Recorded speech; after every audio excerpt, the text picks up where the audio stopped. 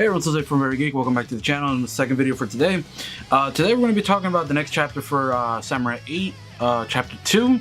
If you haven't seen my last one, I will put it at the end with the subscribers and all that, so you can like click it and check it out. Those were my initial thoughts of the first like 70 something pages of the manga. But let's get to it.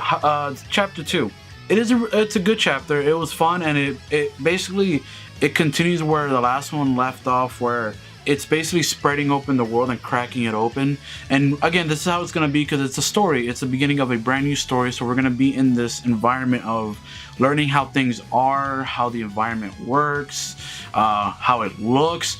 So that's going to be something we're going to be seeing for probably the next chapter or two. And also we have to get introduced to, because it's a shonen. You can't have a shonen and be by yourself. So we're going to get introduced to more people. Speaking of which, leading into one of the main things of this chapter is Hachimaru meets a person called Nanashi, or Nameless. Nanashi just sounds cooler, so I'm gonna just say Nanashi.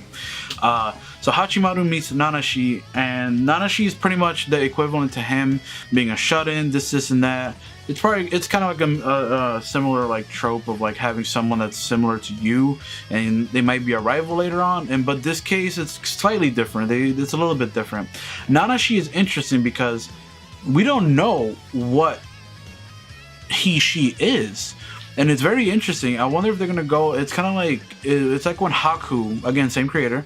It's like when Haku was introduced. No one knew if that was a guy or a girl. Turns out it was a guy that looked very feminine. So Nanashi is very interesting because we don't know as of this chapter if it's a girl or a guy.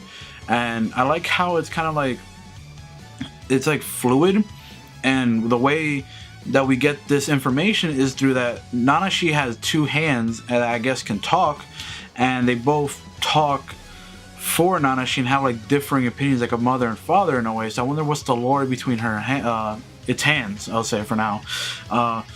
But I can't say if it looks like a female or not, so we'll see how it turns out in the next chapter if we do get a revelation for that. And I like the idea because it did tackle something interesting, a nice like modern topic of the guy says, Hachimaru says, well, if you got something dangling between your legs, then you're a guy. And then it was like they responded with like, it's not like like as easy as that. So I'm like, okay, that's interesting because it tackles that idea of what we have in our modern society of being transgender or like LGBTQ, all that stuff. I'm like, oh, that's interesting because it depends on how you feel, how that dynamic is going. So I'm like, I'm really interested in Nanashi's character, and like they really did something interesting with that character. What's also interesting is that she is also the number 2 player of the game that Hachimaru played in the first chapter. Nanashi is the number 2 player of the game that Hachimaru was playing. Funny enough, has to be like whatever. So, and Nanashi is also like Hachimaru because she's always inside the house and never left for whatever reason. And the way Hachimaru talks to Nanashi is like, all right, so if I beat you in this game, you can help me find Hayataro, his dog, because they were flying around, which I'm gonna get to now. Like I know I'm jumping a little bit ahead, but I just really want to talk about the meat of the chapter, which is like the more interesting stuff first, and like how I felt about it. So he and then they play. Turns out Hachimaru was the number 1 character, so obviously he beat Nanashi. And then they continue from there, and then the chapter pretty much ends with them stepping outside and Hayataro finding them. But the interesting thing, I'm gonna go back a little bit. At the beginning of the chapter does a really good job, like I said, of world building, because now we see the entire one of the entire areas that Hachimaru's been in, but he never explored because he's never been out the house. So we're with him, following him on this adventure. Which I think is pretty interesting, like following. If you know what it feels like, funny enough, it feels like OG Dragon Ball. How when you were with Goku, this was the first time Goku saw any of these things. You saw a car, a girl. I mean, we've all seen girls and men, whatever. But like, this is the first things that Goku saw in general. So we felt that with Goku. So that's how I feel with this, and I really like that feeling of like exploring, because it's just really nice. And then you see the environment. The environment is so interesting. You got like a sky area with like a plateau with something up there. You have like multiple big area, like big, like just things like either there, just standing there. You have the city, and you have all these things happening. It's like, yo, there's so many, like, it's so visually interesting.